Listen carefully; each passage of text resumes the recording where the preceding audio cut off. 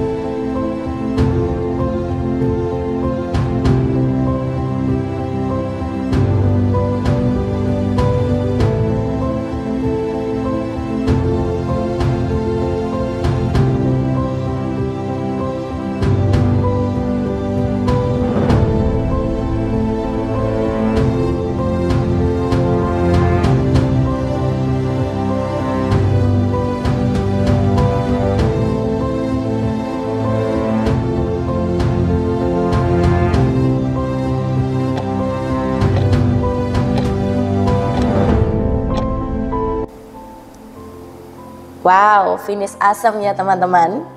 Gimana untuk 3 soal yang sudah dikerjakan selama waktu 3 menit? Apakah kurang atau cukup waktunya? Baik, tanpa berlama-lama lagi kita masuk ke pembahasan soal ya.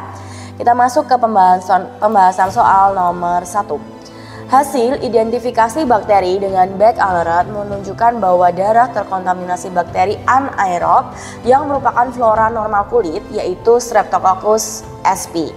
Tindakan tepat apa yang perlu dilakukan TPD menyikapi hasil temuan tersebut? Nah, kita baca dulu pilihan-pilihan jawabannya. Yang pertama, menguji ulang produk darah dengan metode lain sebagai pembanding. Yang B, meloloskan produk darah karena flora normal kulit adalah bakteri yang tidak berbahaya. Yang C, menginkubasi produk darah selama 7 hari agar bakteri mati. Yang D, memusnahkan produk darah karena ditemukan bakteri. Dan yang E, mengkonfirmasi produk darah dengan kantong sampel. Oke, baik teman-teman, masih ingat ya tentang back alert? Back alert itu juga termasuk salah satu alat yang dipakai untuk pengujian mutu produk darah gitu ya. Nah, beberapa UTD sudah menggunakan back alert ini sebagai salah satu penjamin mutu gitu dari suatu produk darah yang akan dirilis atau yang akan diberikan ke pasien gitu ya. Nah, back alert sendiri itu menggunakan salah satu prinsip yang namanya kolorimetri teman-teman. Kolorimetri. Di mana dikatakan dia itu reaktif apabila salah satu botol yang ada dalam pemeriksaan itu akan berubah warna menjadi kuning gitu ya. Sedangkan kalau dia non reaktif dia akan tetap menjadi atau tetap berwarna hijau gitu, hijau keabuan. Nah, di sini setelah diidentifikasi gitu ya, ternyata kok ada satu bakteri Streptococcus sp yang merupakan flora normal kulit. Yang namanya flora normal kulit itu semua manusia ya teman-teman itu punya gitu ya, mau sakit, mau sehat itu selalu ada bakteri ini gitu ya di tempat kita. Nah, kalau secara logika nggak berbahaya ya teman-teman. Nah, bagaimana kalau itu ada di produk darah gitu pertanyaannya ya. Semua jenis bakteri yang ada di produk darah itu harus dibagaimanakan gitu. Tindakan tepat apa yang harus dilakukan gitu ya. Nah, yang paling tepat atau yang harus dikerjakan sesuai dengan Permenkes 91 tahun 2015 di mana kantong darah yang akan diloloskan atau kantong darah yang lolos gitu dia harus bebas dari semua jenis IMLTD atau infeksi menular lewat transfusi darah.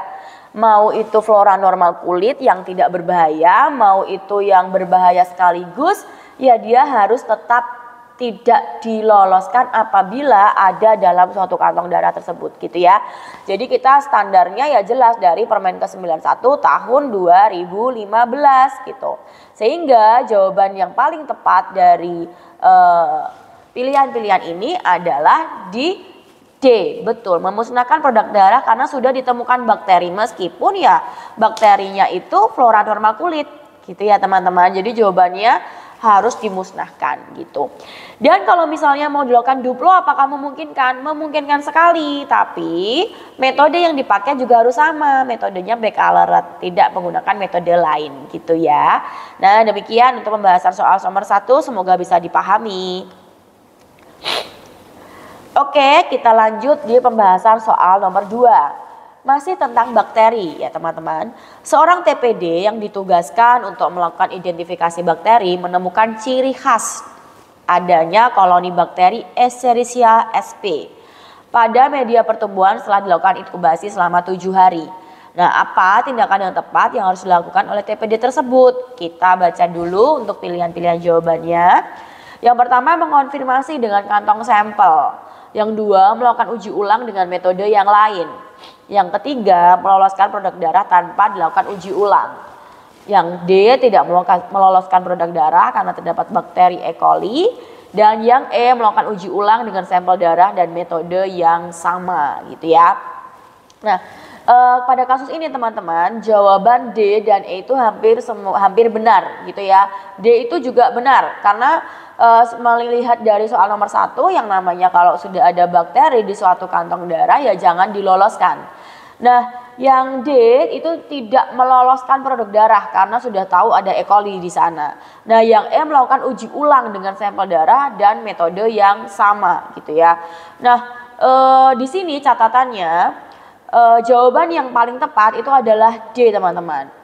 Kenapa? Karena di sini sudah tercatat bahwa media itu sudah dilakukan inkubasi selama 7 hari. Nah, kalau sudah dilakukan inkubasi itu sudah ditanam di sana selama 7 hari, dan kalau ditanam itu ada ciri khas dari koloni E. coli tumbuh, maka tidak perlu dilakukan uji ulang gitu ya.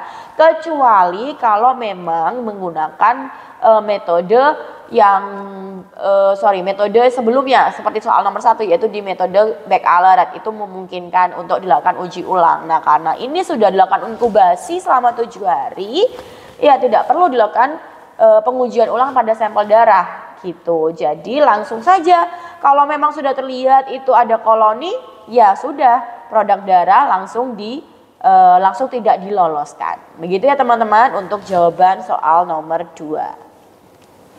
Nah, sekarang kita masuk ke soal pembahasan ketiga, adalah soal terakhir. Perhatikan data hasil pemeriksaan HBsAg, HCV, dan HIV yang tersaji berikut ini, di mana HBsAg itu sama dengan standar per cut off-nya adalah 0,699, lalu HCV 0,559 dan HIV 0,988 gitu ya. Nah, sebagai reminder teman-teman bahwa S itu adalah standar ya, dan CO adalah cut off, nilai cut off. Cut off itu adalah nilai ambang batas ya. Jadi setiap pengukuran IMLTD itu ada nilai ambang batasnya. Ambang batasnya berapa?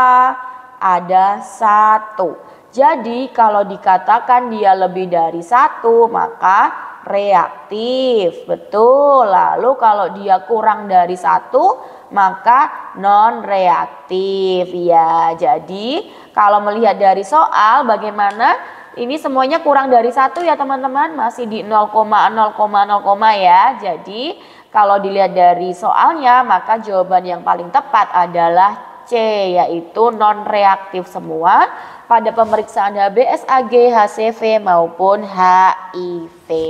Gitu ya teman-teman untuk pembahasan soal nomor 3, semoga bisa dipahami juga. Nah teman-teman, rekan TBDpedia, terima kasih banyak sudah membersamai di episode ke-60 ini. Semoga dengan soal-soal yang diberikan bisa menambah referensi latihan-latihan soal bagi teman-teman dalam mempersiapkan ujian kompetensi nasional di tahun 2024. Kami berdoa dan kami berharap semoga teman-teman semua selalu diberikan sehat, sukses, dan semangat selalu di dalam mempersiapkan ujian kompetensi nanti.